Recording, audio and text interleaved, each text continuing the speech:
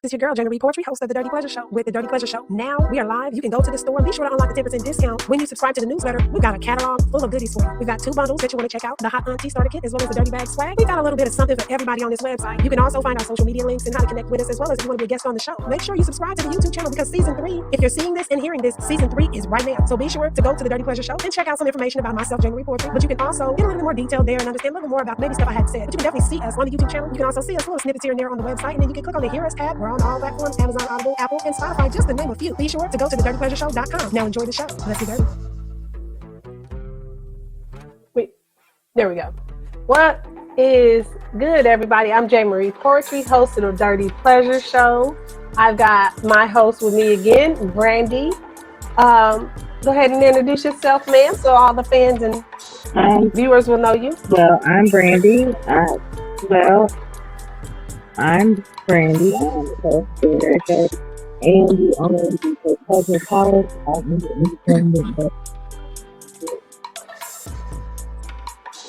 Okay.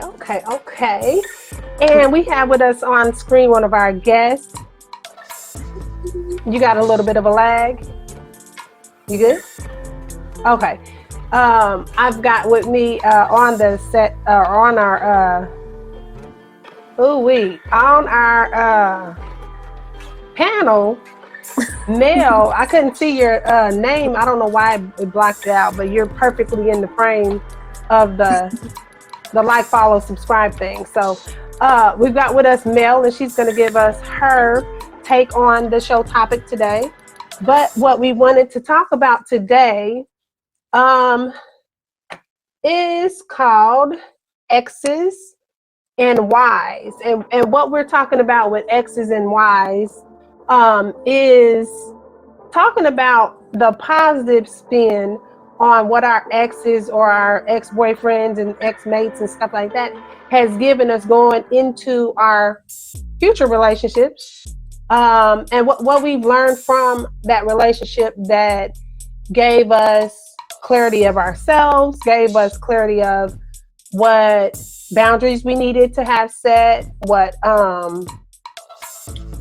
things we needed to cleanse or do better in our, with ourselves going into the next relationship. So I wanted to kind of dive into that topic today, and hopefully it be a positive note, because I know when you go through exes and certain situations, it can get negative, and it definitely cannot be a pleasant experience all the time. But I want to kind of put a different spin on it this time, and hopefully not be so negative about things, because breakups can be. So to set things off, I wanted to kind of get our guests, your opinion, your take, your sort of experience in this arena, with what your ex, put inside. Oh, let me not say it like that. Not put inside of you. Not in the way that it came out, at least. But what are some? Oh, B must have had some issues. What are some? I guess you say the takeaways that you had in your relationship that help you become a better you for the next person and things like that. And while you're doing that, I'm gonna get some other things set up in the background. So go ahead and give us your spill on that. So my ex, we were together when we were young, so we kind of grew up together, and some of the takeaways are communication style. It's important to have the same communication style as your partner, because a lot of things can get misread, or you can have a lot of disagreements just from that alone. And you got to know how to communicate. Just because somebody doesn't speak your same language, you got to know how to speak to them at their level so that you can get it. Effective communication is what I'm trying to say. You got to have effective communication. And I learned that I have very little patience. So, and I also learned that through a relationship, like you have the control of your relationship. It doesn't matter what somebody does to you. It really matters about your response to the situation. You control the relationship and what you allow, you know, you got to set your boundaries and what you allow. Anything that happens is what you allowed to happen, is what I'm trying to say. So you can't blame the other person because they did something to you because you allowed that to happen. You know, it's all about yourself, not the other person. I agree with that. I think one of the things that, okay, let me just kind of back up a little bit, because I know for this show, it's called the Dirty Pleasure Show, and I know a lot of times that can kind of be a little bit misconstrued, so I wanted to kind of explain the premise behind that real quick, because we're getting into this season 3, we've gotten into some more serious topics, and ones that aren't necessarily bedroom specific. So I want to kind of let everybody know in the audience that we want to get down and dirty. So the premise of the Dirty Pleasure Show is to talk about the things that maybe are perceived as dirty, or maybe are perceived as things that we brush under the rug, and things that we don't want to talk about, that we have to realize are what makes us be sexual to our mates, or are what gives us the hangups in our relationships and things like that. So that's the way that I wanted to kind of present this show, present the podcast, and present the topics to the audience, rather than it be just seeming like we're just going to be sexually explicit all the time. So level set there for a lot of the viewers that might be seeing season 3, like, what the hell is going on? Dirty Pleasure Show is taking a different angle. We're just talking about all different sides to the topic. So with that said, I'm going into my answer or my take on things. There's some things that I had to really dig from within myself to understand that there are sometimes, there we go, we got you now.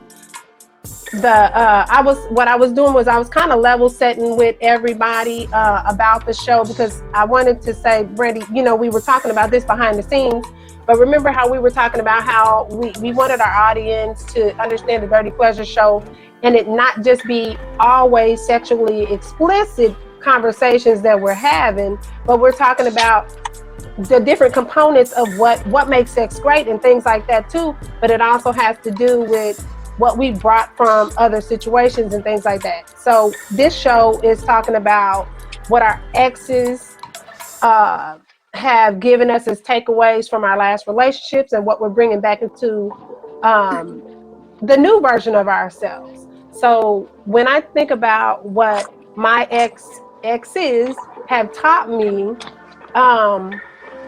one in specific, my last relationship, he actually taught me that I do want a man that I can have fun with. I do want a man that I can enjoy.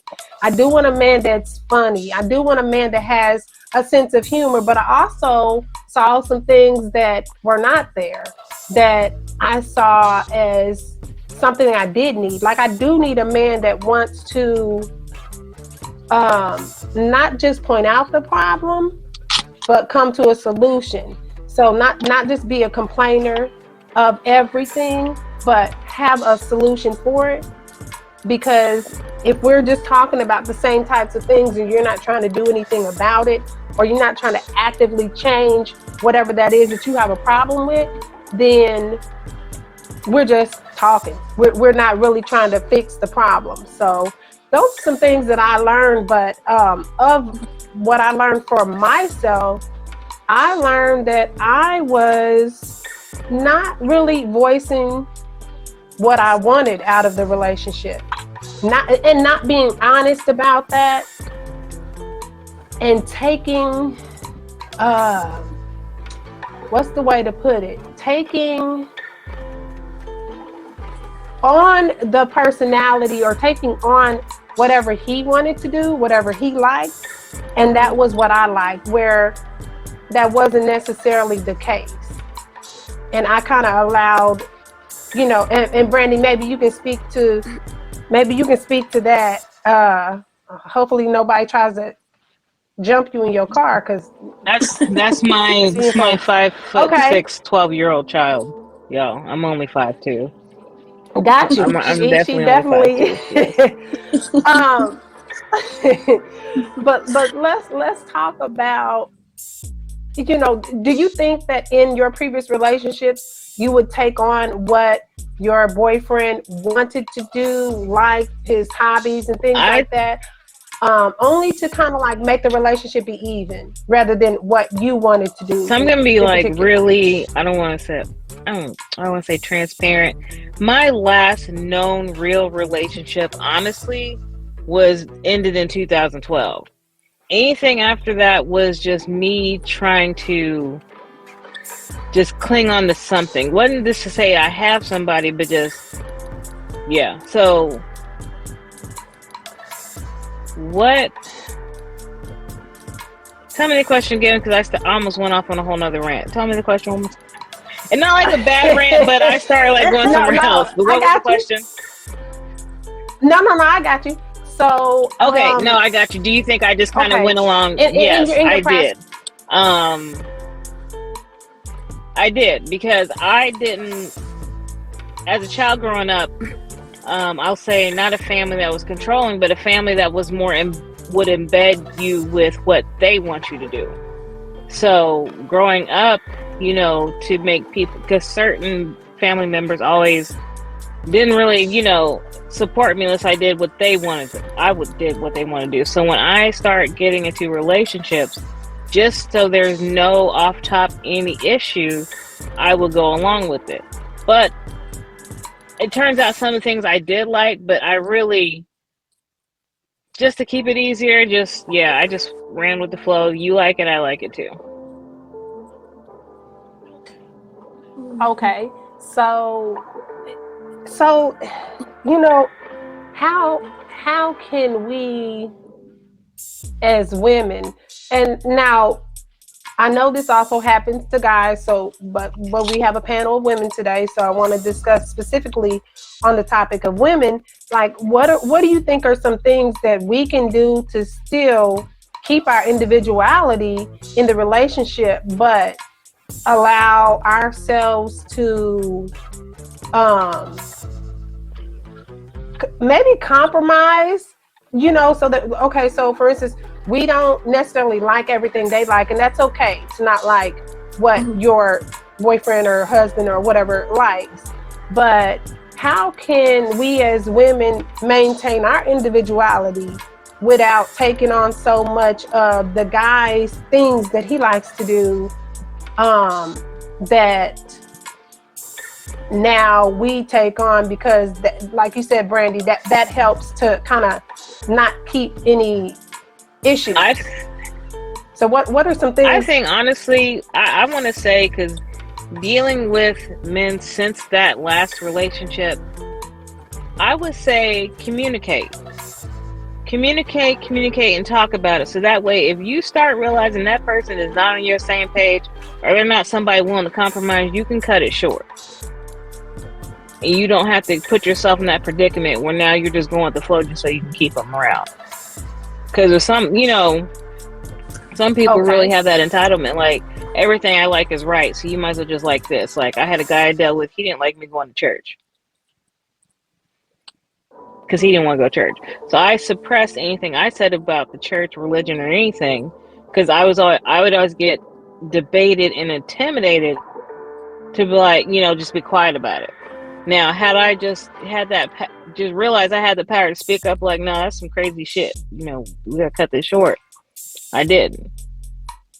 But then once I stopped talking to him, I started getting back to it. So it's like, just talk about it, because some people telling themselves before you get too far into it. That's true. Mel, what about you? What is your what do you think are some, I guess you say, some tools to take on, or some different pointers I would say to maintain individuality? I think girls' nights are imperative. I think you should keep your own self. Things that you were doing before, you should keep doing them. Don't cancel on your friends and go out with your guy all the time. You need to have your own separate, spaces. Like, you can have a guy's night, you can have a girl's night. Just keep doing what you're doing. That's very empowering. Keep doing handling your starting your own business or whatever creativity that you have going on, keep that for yourself. Don't have everything tied into a relationship. You gotta have your own self self-being, self-worth. Okay. So when we as women feel guilty, because let me say a moment of transparency. I'm not gonna say we as women. I'm gonna say me, J. Marie, poetry. Okay, there are times where I felt guilty in the past of not being Let me see. Maybe not necessarily not being everything that he wanted me to be, but trying to kind of figure out who has he been with in the past in terms of their personality, in terms of what they were to him.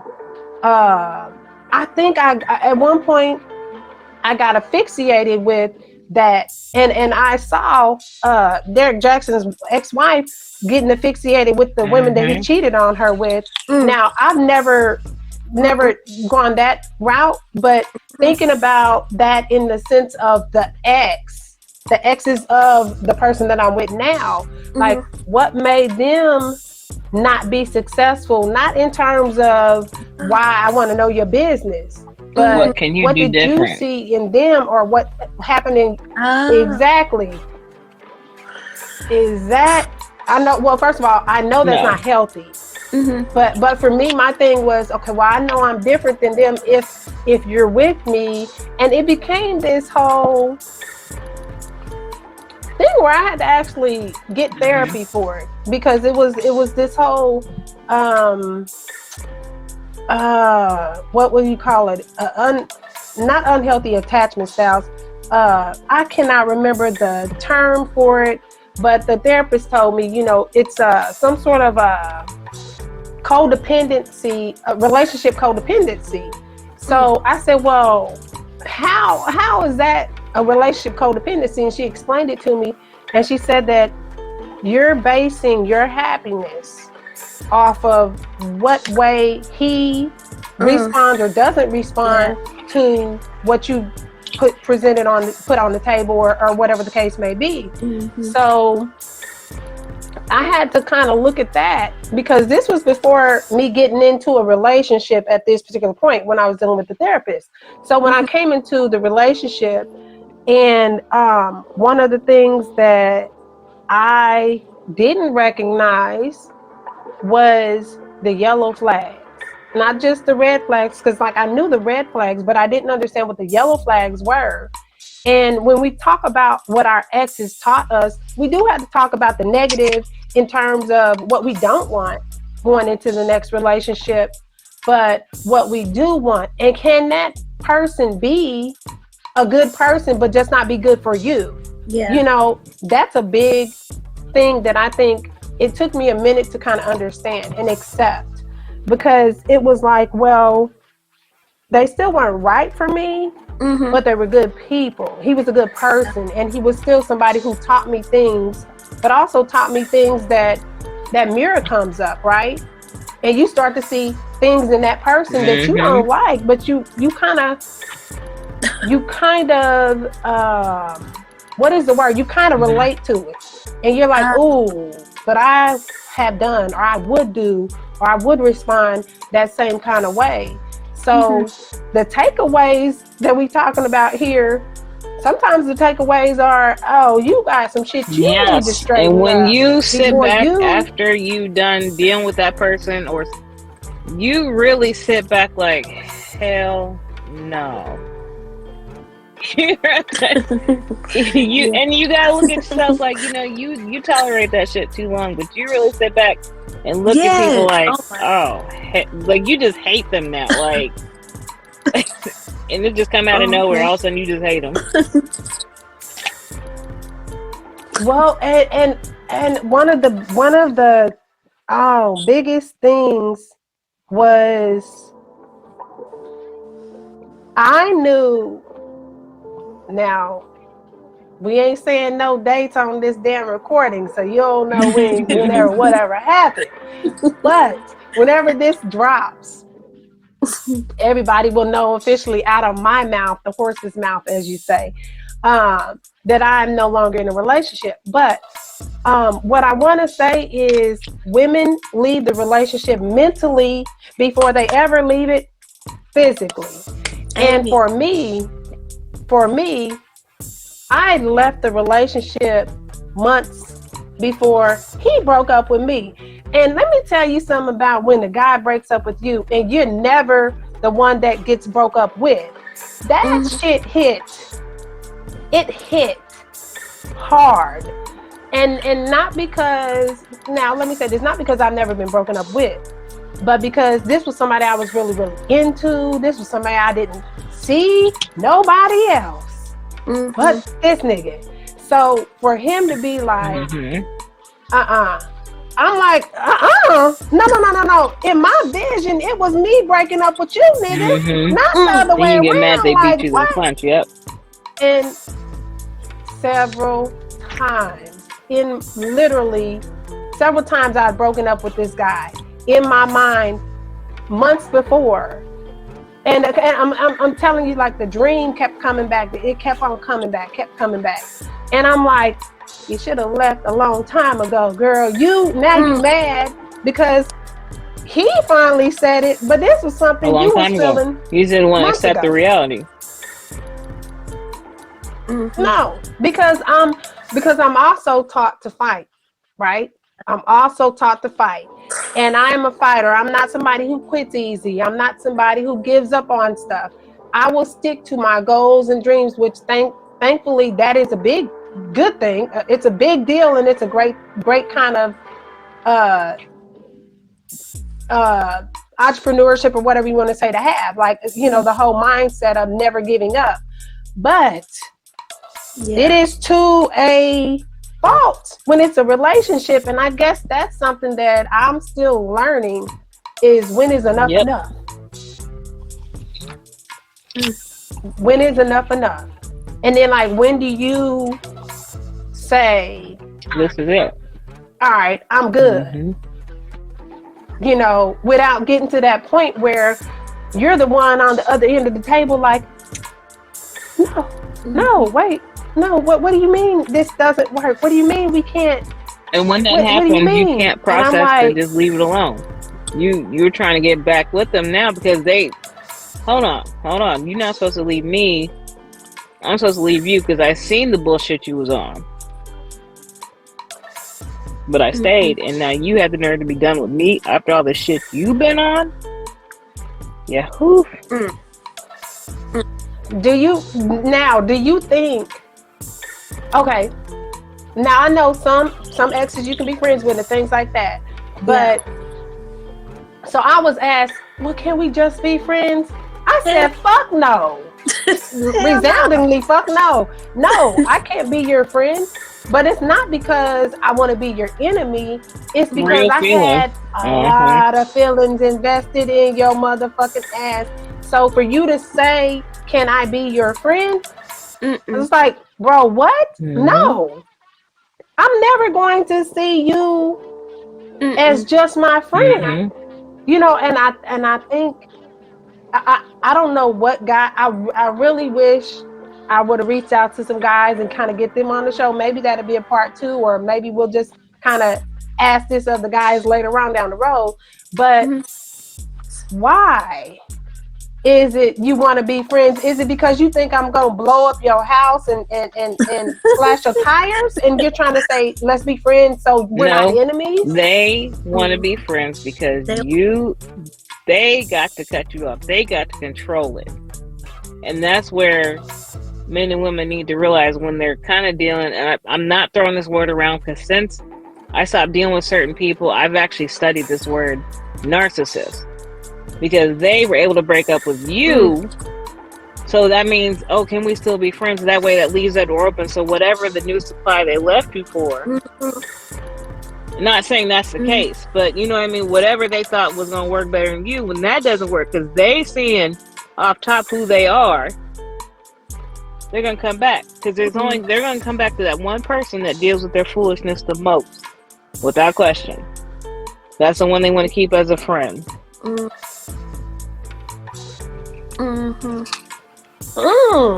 I didn't look at it.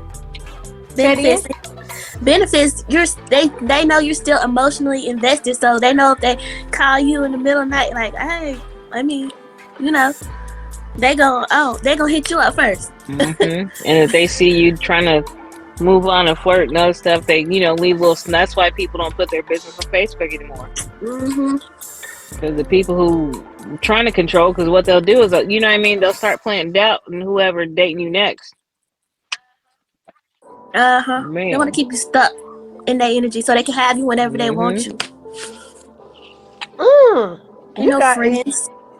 You ladies have an interesting perspective. I didn't necessarily think about that. I thought it was more,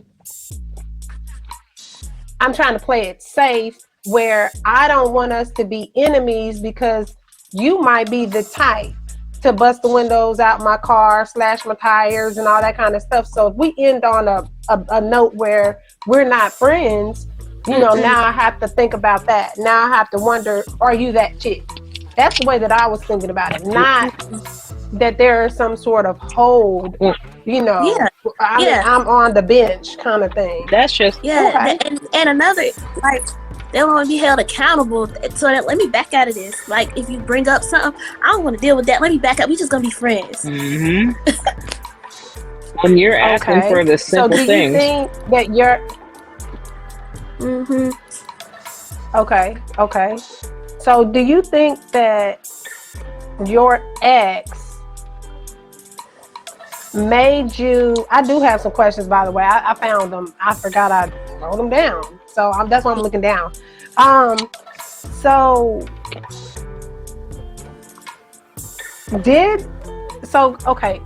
your previous, ex, let's say ex, can your ex make you a better woman in this case, or a better man, you know, if we were talking a man, person in general?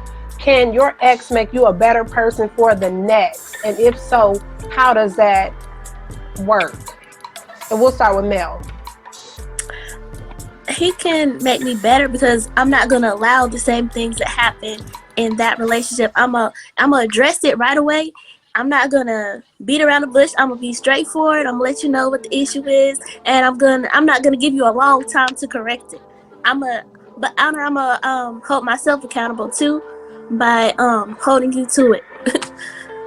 Because I'm not gonna just drag out a relationship knowing we got an issue and then overlooking that issue. You know, that's a waste of both of our time. Like, we're not compatible. Let's just stop this right where we are so we can be cool. We can be friends at that point. But no, we're not dragging nothing out.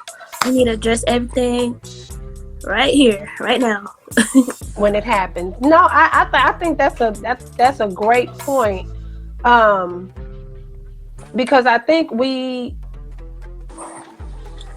I don't know, something I saw on another podcast, and I started watching a lot of podcasts and listening to a lot of podcasts, and it's something one podcast brought up, or something I saw even in a discussion post on social media or something, and they were saying that you have to in order to want to invest in someone, time, energy, all that kind of stuff, even when it comes to sex, for a long-term relationship, for somebody that you see yourself building with, you have to see that from the jump. Or do you think that it comes over time? This is your girl, Jamie Reed Poetry, host of The Dirty Pleasure Show with The Dirty Pleasure Show. Now we are live. You can go to the store and be sure to unlock the 10% discount when you subscribe to the newsletter. We've got a catalog full of goodies for you. We've got 2 bundles that you want to check out, the Hot Auntie Starter Kit, as well as the Dirty Bag Swag. We've got a little bit of something for everybody on this website. You can also find our social media links and how to connect with us, as well as if you want to be a guest on the show. Make sure you subscribe to the YouTube channel, because season 3, if you're seeing this and hearing this, season 3 is right now. So be sure to go to The Dirty Pleasure Show and check out some information about myself, J. Marie Poetry. But you can also get a little bit more detail there and understand a little bit more about maybe stuff I hadn't said. But you can definitely see us on the YouTube channel. You can also see us little snippets here and there on the website, and then you can click on the Hear Us tab. We're on all platforms, Amazon, Audible, Apple, and Spotify, just to name a few. Be sure to go to thedirtypleasureshow.com. Now enjoy the show. Let's get dirty.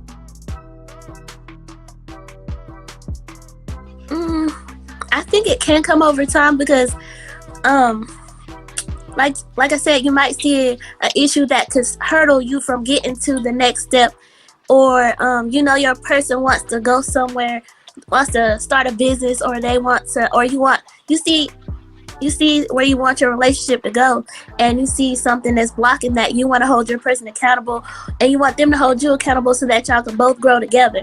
Otherwise, you're just gonna be stuck. And when you come to that point, you either gotta fix it or separate. You can't just keep going on and on and on. Okay, Brandy, what's your take on it? I say yeah, it can, because you can immediately, most people when they're hurt, they immediately go find the next person, just somebody that's just like right there. But when you actually this time make a conscious decision, like, okay, I'm gonna take it slow with whoever, I'm gonna learn not to just jump and start assuming, and it's like you realize the toxic environment you also took in with that ex. So you start looking at how you were acting, and like, I don't want to carry that to the next person. You might slip up and do it. I know I do, because I'm one to hold in any thought I have, and then one day I have that negative thought and it's just kaboom.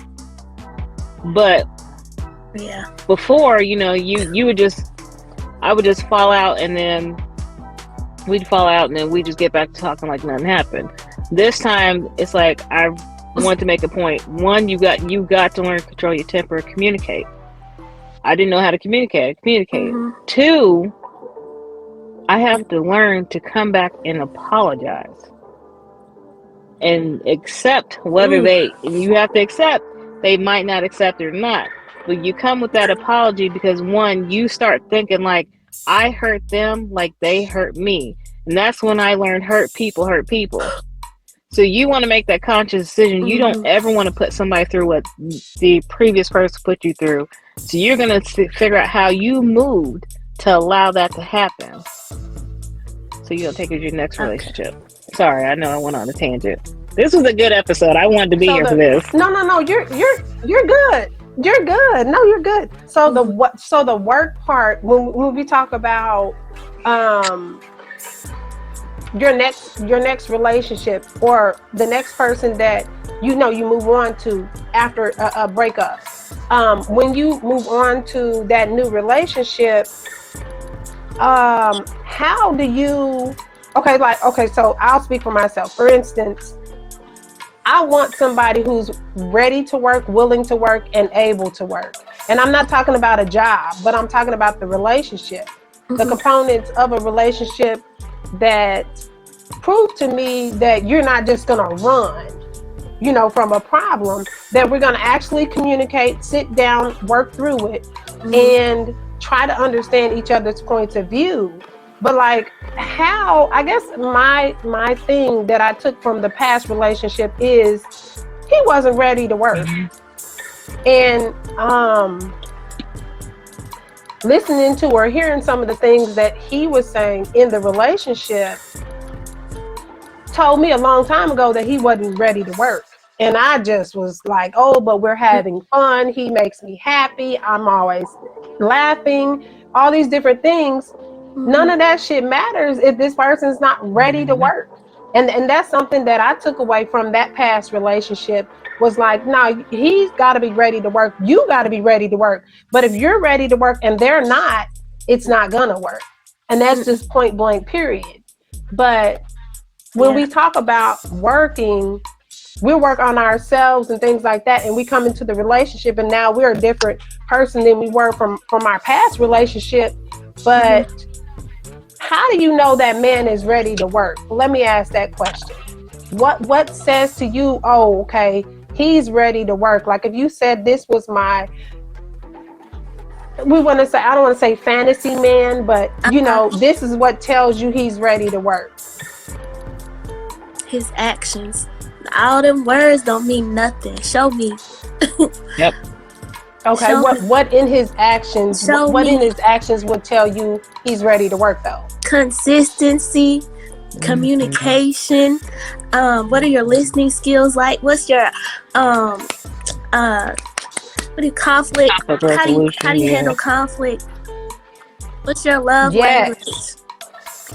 You know. Yes, you know, we talked about that in the last. We talked about that in one of our previous shows, and that really was love language. Y'all definitely want to check it out. I think we did. Did we do 3 parts? I think we did a 3-part series to that.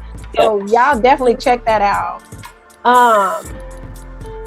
But the conflict style, or no, how they fight. Now, I don't mean fight physically, but I mean when it's time to work, when it's time we have a disagreement, how do you fight?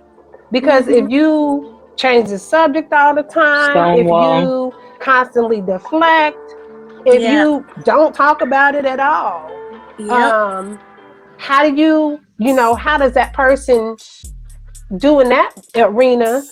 That's something that I've learned, let me say, as a takeaway. It's they gotta be a good fighter in that way too. But one of the things that I think was super revealing to me was that I was quick to take the deflection. I was quick to laugh about this or get sidetracked. Get completely silent, you know, from whatever my energy was. Whatever my energy was, it was like nope. It was quick to shut down, not because there was manipulation involved, but because as soon as I saw there was, oh, we're having fun again. Oh, we're doing this, out of sight, out of mind. Now I'm not even mad. But I didn't address the issue when I should have addressed it. So for me, that was the takeaway that I needed to take into the next relationship is be focused on what you're talking about. Be focused on what that energy is. And if it's not a positive energy at that time, like, oh, okay, you want to bring yourself to a situation where you want to treat them as you want them to treat you. So in a conflict. And learn why if you see them react in a certain way, learn them. Learn why are you reacting that way. So that way you can learn you probably triggered something for them just like they triggered something for you, and that's why y'all in this predicament. Learn why are they reacting that way. And I'm not gonna say tiptoe around them, but eventually when each party is showing they're trying to find a way to get on each other's level to at least talk about it, it's like the communication becomes better. They start opening up, and I won't say you have less and less disagreements, but you have fewer disagreements where you can't just find a reason to work past it. And then what are the actions after y'all start working past it? The only apology is changing behavior for me. So if your behavior didn't change, then that apology was null and void. So if we're having an issue and your behavior didn't change from that issue, because here's something I learned in my past relationship. If I say that this situation is something I'm not comfortable with, or I'm not I don't feel loved, I don't feel valued in this particular situation when you do XYZ, and then you continue to do XYZ and you're now justifying it after I've said, hey, I'm sharing my feelings about why this makes me feel this way, or whatever the case may be, and you're not changing that behavior, I have to look at that and say, okay, is there the flip side of that is, okay, my reaction to it, right? My reaction to what I said was disrespect. My reaction to what I said was hurtful. You know, am I taking it too personal, where this is the way that that person communicates, or this is the way that that person operates, and they've operated like that from the You jump, just didn't see it. or they changed up how they operate. And so for the situation that I'm talking about, there was a change in what was done, because at one point he was appeasing me, then he stopped, and it was kind of like that mask came off, and it was like, wait, well, okay, hold on, first you were doing this, now you're not. And what changed that? What made you look at things differently, or what made you see me differently, and things like that. And in a relationship, that kind of fucks with you, you know, because at one point you were so into me, and so into this, and so interested in all these different things that I wanted to do and all this. Now you're showing me that that really wasn't the case. And that is something that I had to recognize, is trust the person for what they show you when they show it to you. That part.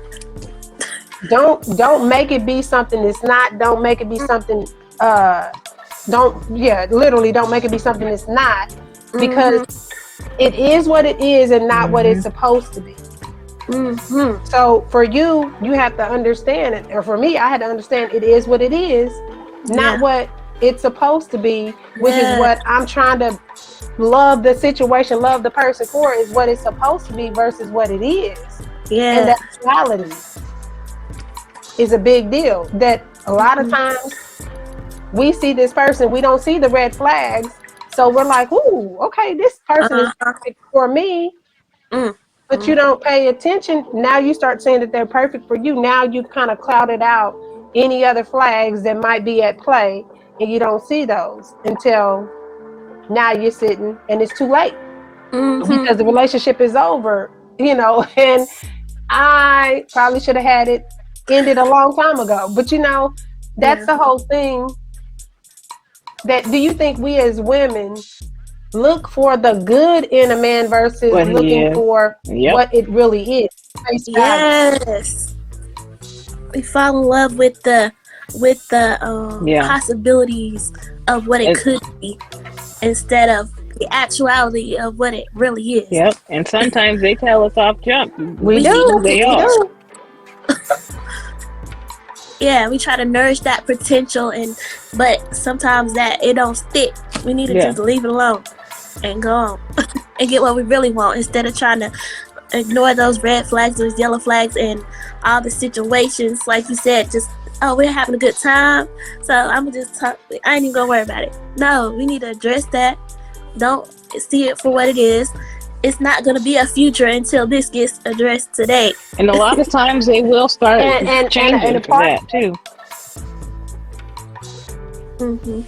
And the other part I think is so real is that when you look at what they say in the beginning versus what they do in the middle and the end, and you start trying to figure out what changed that made you feel that was acceptable to now they got comfortable, but their level of comfort was really what it was in the beginning, but they had the representative that we talk about. You know, you met the representative, and the true person you don't meet till later on down the road. But not to make it seem like, oh, you're the victim. No, we're not the victim. No. We allowed it, you know. So it's not to say we didn't contribute to our own, you know, failure in the relationship. That's what it is. But when you, so you have this is what I will and won't accept, right? In the beginning of the relationship, or in the beginning of your dating cycle, right? Mhm. You're at a point where you say, this is what I will and won't accept. Mhm. But you modify that. Like, one of my biggest things is I'm not having any more children. So I don't want to date a guy who wants children. Mhm. Or you understand that you can't have kids with me and you're okay with that. So building a family isn't something we would do biologically, but maybe adopting or something like that, if there is that possibility. But Mhm. if I allow someone to come in and say, well, I might want to have kids later on down the road, but not right now, so we ain't gonna worry about it. No. What I had to understand is later on down the road, yeah, you still are telling me you want to have kids. Yeah. You still are telling me you want to move to Dubai. And I don't want to move to Dubai. I want to stay here. So you're telling me that there is something that you want to do later on down the road that is already it's no go for me. And I'm saying, well, since it's later on down the road, we're going to go ahead and, not worry about it. I have to remind myself you can't do that, because now you've accepted what they've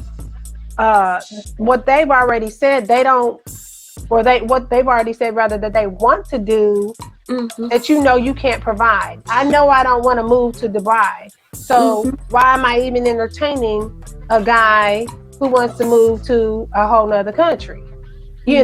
Or why am I entertaining a guy who wants to at some point have children and I'm not going to be having any of his kids? So regardless of what the reason is, if I've just decided I don't want to have any more kids until I'm married again, and if I'm not married again, then I'm not having any more kids. That's what I need to stick to. So some of the things that we as women do, let me ask that question. Pose the question to you, Brandy. Do we change our, what is it? You say no-go situations or whatever you want to call it, but do we change our what we will and won't accept? You talking about like boundaries for that certain guy? Not boundaries in terms of like the hard, I'm gonna say the hard boundaries, but maybe the softer ones where like we say, hey, we don't want to have any more children until we're married, but then we meet a guy who's like, but he wants to build a family and things like that, but he's not interested in getting married yet, or that's later on down the road, just like kids are. So the question to you is, would you be like, oh, you know what, since it's later on down the road, do we soften up on our boundaries in that way? I think some people do. I think some people do. And then sometimes if you wasted enough time on a man or a woman and it's sometime down the road and you finally do you finally give in, let's just say, to finally just settle it down and have kids, but kids were not in your future. Now you're stuck with kids you really don't even want, with somebody you really don't want to. You just settled for them. Ooh, wow. Okay. And literally, I am only speaking from my experience. I'm going to be very truthful here. Everything I'm saying is from past fucking experiences. But it is not necessarily saying you kept the baby. You had the baby to keep them, but down the line, you knew they didn't want kids. And you still didn't protect yourself, and now here you are, a single parent. Because I'll say a single man or woman, that can happen too. Or you get left with kids, or you finally just get married because they want to, and all of a sudden they're cheating on you and they're divorcing you. So yeah, I think people do, but you gotta be careful of that shit after a while.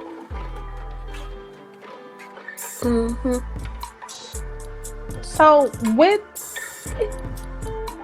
the fact that we let go of some of we say these are showstoppers or game, what's the word? I can't think of the term. Expectations? No, just like, okay, so in dating, when we say, these are, I cannot. Oh, I know what you're trying to say. I should have wrote down the Now word. I can't think of it. I know exactly what you're trying to say, though. Oh my God. These are.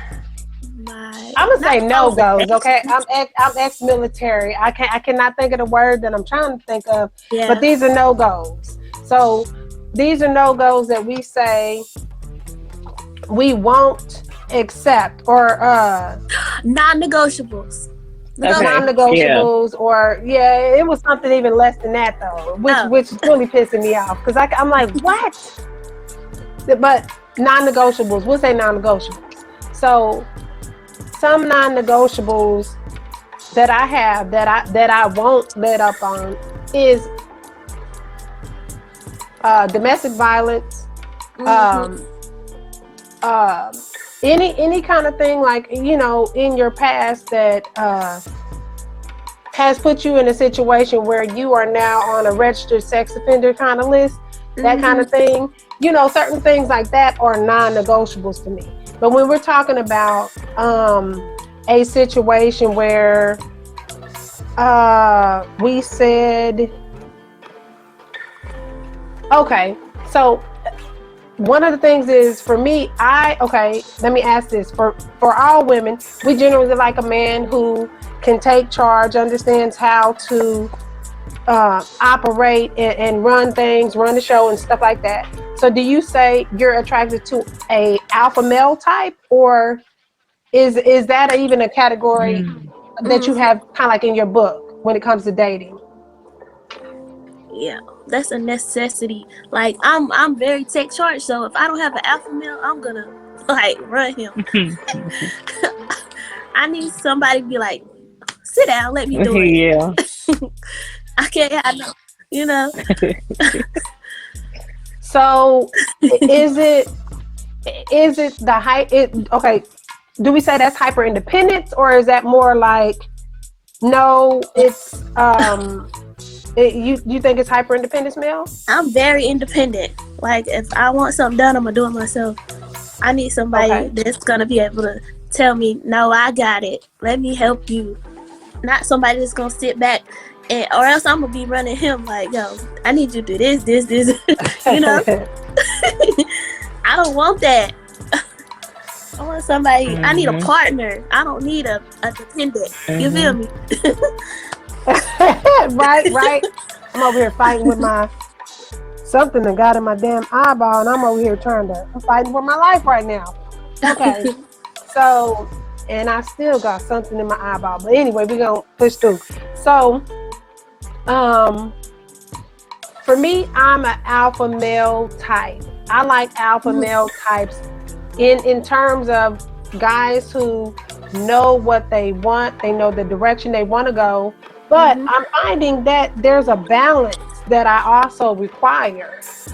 And it can't just be, you are telling me what to do, telling me when to go, where to say, what to dress, you know, what to put on, what to not put on, what to eat, what to not eat, all that kind of stuff. I don't need that kind of alpha male, but I do need somebody who I can trust to lead. Yep. Yes. And that's out of, that's not necessarily speaking on like in a religious sense, but just someone who is a leader. I need you to be a leader. And when I see that, for me, one of the takeaways from past relationships, I'm not going to point a finger, but from past relationships is, if you call yourself a leader, be a real leader. I need to see that you lead. I need to see that you've led things in your life to success, not just that you like to tell people what to do. But to me, a leader, and it should reflect in myself too. If I say I'm a leader, you see me leading the way in different things in my life. You see me being proactive on whatever it is. Like if I say I want to get this type of job, I'm applying for these types of jobs. If you see me say that I want to get into this type of field, I'm learning these type of skills. I'm not just saying, ooh, you know, when I get a better job, and I'm not doing anything to get a better job. So for me, that plays a part in what I consider a leader. So when you're just leading, or you okay, so a lot of times I run into guys who, if they're single children or if they're only child type of situation, they're independent or dependent, and it's hyper independent or hyper dependent.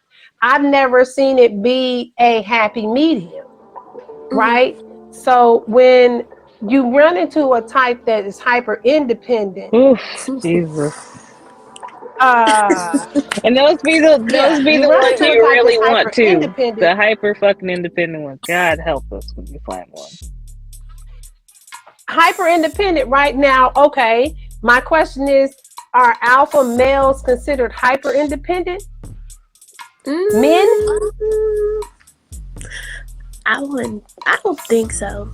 I think it's like a balance, because they need that nurturing side of a woman too, to balance them out.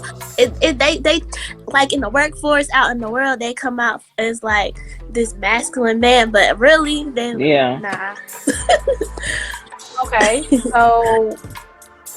so do you think that the alpha male is really more the, well, I guess that's my question, because now we're talking about like, okay, alpha male, alpha female, and when we're talking about X's and Y's, like, and I think about some of my exes, I predominantly dealt with a lot of alpha males. But some alpha males with beta tendencies. Yeah. Okay, when we're talking about beta, alpha beta in that term, with beta tendencies. So then, you know, it's kind of like I said, I look at the leader as you're leading the way in different aspects of your life. You're not just somebody who complains about stuff and doesn't do anything to try to fix it. Yes. You're not somebody who, the other thing I've learned is I want somebody that makes me laugh, but not at the expense of others. And when I say that, like, I know I joke around and talk shit and things like that, but there's something that I learned in past relationships. When that guy is asphyxiated on the downfall of somebody or the flaws of somebody or whatever that may be, it reflects, and it does, even for us, it reflects something in us. And it's the insecurity that we're reflecting or deflecting rather off onto some other situation, some other person, some other, you know, inadequacy that someone else has. And I had to look at that too, because that is saying something about that man as well. And past relationships have taught me a lot about myself too. Because if I think that's funny, if I think that's entertaining, if I think that's all these different things, right? Then it's like, well, you can't really fault them for being that way if you're entertaining it. You know, so what we entertain too is something I learned in past and from my exes is you entertain the bullshit, you're gonna keep getting the bullshit. Over and over. You entertain. Girl, I'm sorry. Over and over again. Yeah. Yeah, you're gonna keep getting it. So I want to give my ex flowers today to say, you know, I hope you put them flowers for the next chick that you're in a relationship with. I hope you've learned from this past relationship what you need to correct, because if you don't, you're going to repeat it again, you know. And if you didn't see your flaws, if you didn't understand that you had something you needed to correct, then sir, I don't know what to tell you. You're perfect. You don't need to change anything. But for me, I learned a lot in that. So I wanted to give him his flowers too, because it showed me some things in myself that that whole thing where I need an alpha male. I need somebody who gives me that friction to a degree.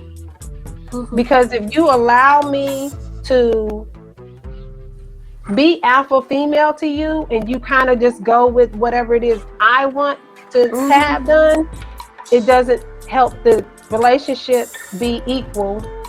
But it also teaches me that you were just here to appease me so I wouldn't be angry, the angry Black woman. And I've learned that too of myself, that being appeased is also a yellow flag. It's a yellow flag. Wow. When they're just wanting you to be happy. Wow. But they're not explaining, or they're not sharing their own feelings about it. They're not being honest about their own feelings. You know, so it's like, you know what I mean? That's a yellow flag. Because they don't have their own mind. Yep, that's major. So while I'm giving flags, I might be throwing a little dirt, but I'm just saying, I say giving flags, giving flowers rather, but I might be throwing a little dirt at the same time. However, dirt is fertilizer for the world and fertilizer in your life, and it helps you grow. So I'm gonna look at it as a positive as well.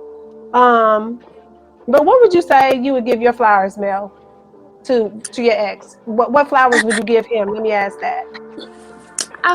Well, I would give my flowers to not compromise, because I was always asking and requesting of the same things, but there was no compromise. So I would say stick to what you know and what you want, and don't compromise. And then, well, we stayed together, but now I know that's when we can't compromise. That's when I need to leave the situation on good terms. Okay, so you would give him flowers for teaching you that? Yeah, because he stuck, like, I need more communication. I got no more communication. I need more dates. I got no more dates. So he was sticking to what he wanted, but it was me still requesting those things from him that he couldn't provide or didn't want to. So he taught me that I need to stand in my power if that's not something that I want to do. Okay, that's a great takeaway. I think that's a takeaway from my situation as well. Now, Brandy, what would you say you would give flowers to your ex? I would give flowers to my ex. It sounded like you said give a fuck. Let it go.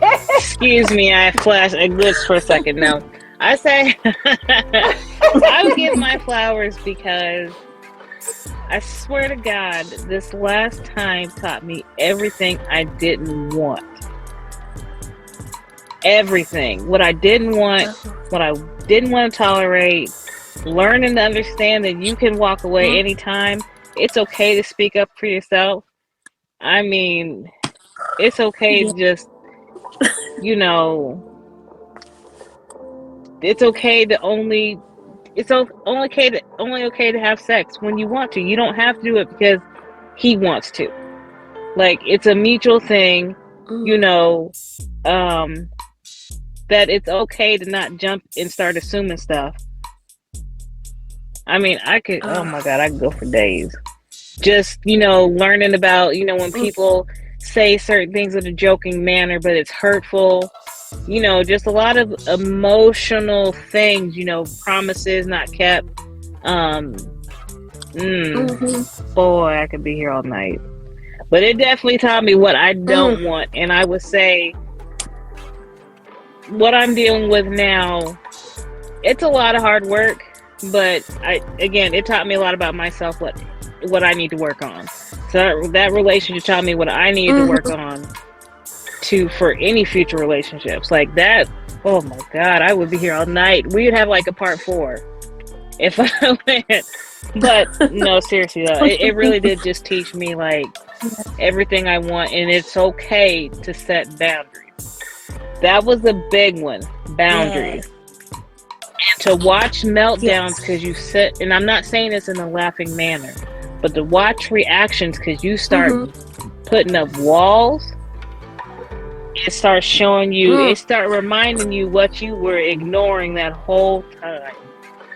Because once you cut off access, and I'm not saying that in a joking manner at all, I'm just saying. Because I'm sure there's people that's cut access off, you know what I mean? So I've been cut off access from. And I think about how I acted. That's a powerful tool. Boundaries.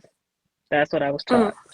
So there's those flowers for that, because I have not been as miserable as I was a few years ago. So to conclude this show, I want to say we thank all of our exes. Are great people. You are the reason why. And and all, let me say, all jokes aside, with the exception of a few, majority of my exes, I will say, are good men, with some bitch ass tendencies at times. I'm just saying, at times. I'm trying to give flowers accordingly, but they are not the reason why I am the woman I am today, but they are the reason that I work on the woman I am becoming constantly, daily, because it's shown me my errors, and it's also shown me where I need to set my boundaries, just like B was talking about, just like Brandy was talking about. That boundaries are healthy to have, to hold, and to forever keep. Because if you don't have and hold them, then you're going to end up in situations that you don't want to be in. And with that said, our exes are the reason why the good one, the good one that comes along, the right one that comes along, then we're going to understand why they were exes. So this concludes the Dirty Pleasure Show today. I'm J. Marie Portree, host of the Dirty Pleasure Show. Brandy, my co-host, kind of hidden in the background because of the label or whatever. And then Mel, our guest today, we thank you for coming to talk to us about this topic. And we hope you come back. We also want to say that be sure to subscribe to the Dirty Pleasure Show on YouTube and the dirtypleasureshow.com for all of the rest of our social media platforms. This is your girl, J. Marie Portree, host of the Dirty Pleasure Show with the Dirty Pleasure Show. Now we are live. You can go to the store and be sure to unlock the 10% discount when you subscribe to the newsletter. We've got a catalog full of goodies for you. We've got 2 bundles that you want to check out, the Hot Auntie Starter Kit, as well as the Dirty Bag Swag. We've got a little bit of something for everybody on this website. You can also find our social media links and how to connect with us, as well as if you want to be a guest on the show. Make sure you subscribe to the YouTube channel, because season 3, if you're seeing this and hearing this, season 3 is right now. So be sure to go to the Dirty Pleasure Show and check out some information about myself, J. Marie Portree. But you can also get a little bit more detail there and understand a little bit more about maybe stuff I hadn't said. But you can definitely see us on the YouTube channel. You can also see us little snippets here and there on the website. And then you can click on the Hear Us tab. We're on all platforms, Amazon, Audible, Apple, and Spotify, just to name a few. Be sure to go to the dirtypleasureshow.com. Now enjoy the show. Let's get dirty.